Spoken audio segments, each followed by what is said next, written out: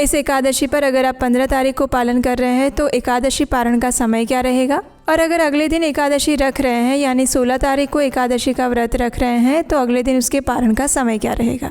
ये सारी जानकारी आज हम आपको इस वीडियो में देने वाले हैं। तो चलिए आज का सफला एकादशी कब है ये विशेष वीडियो आरंभ करते हैं। प्रत्येक वर्ष पौष मास के कृष्ण पक्ष में आती है सफला एकादशी। जो मनुष्य इस एकादशी का श्रद्धा और भक्तिभाव पूर्वक पालन करता है उसे परम उच्च आध्यात्मिक गंतव्य प्राप्त होता है। जो अनजाने में भी इस एकादशी व्रत का पालन कर लेता है उसे भी भगवान की विशेष कृपा प्राप्त होती है। और इसलिए वर्ष 2025 में आने वाली ये सफला एकादशी हम सबके लिए अत्यंत महत्वपूर्ण है।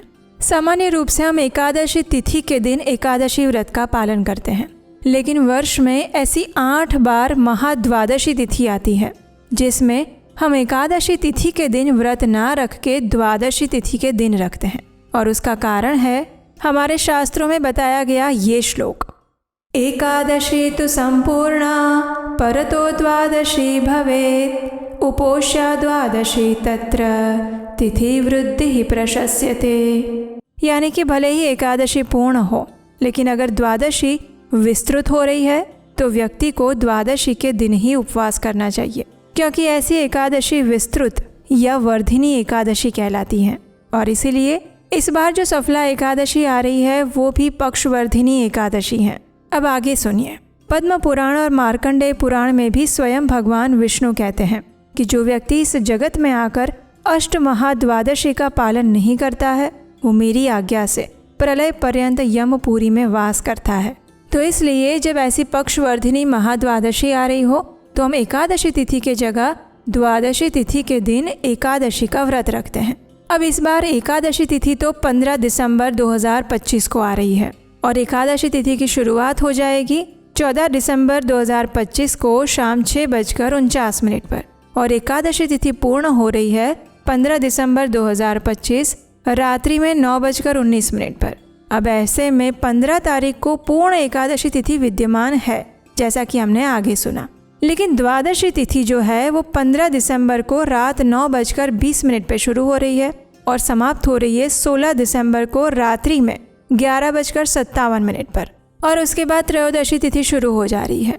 इसी प्रकार चतुर्दशी तिथि और अमावस्या भी आगे चलकर एक दूसरे में सम्मिलित हो रहे हैं और इसलिए इस बार जो एकादशी तिथि आ रही है वो पक्षवर्धिनी महाद्वादशी कहलाएगी।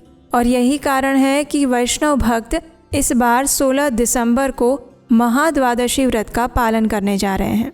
तो आप अपनी धार्मिक मान्यता अनुसार, स्थानिक परंपरा अनुसार या फिर इस वैष्णव परंपरा के अनुसार 15 दिसंबर को भी एकादशी कर सकते हैं या फिर 16 दिसंबर को भी कर सकते हैं।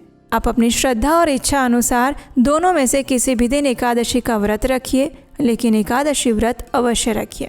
सामान्य रूप से वैष्णव भक्त 16 दिसंबर को महाद्वादशी का व्रत रखेंगे।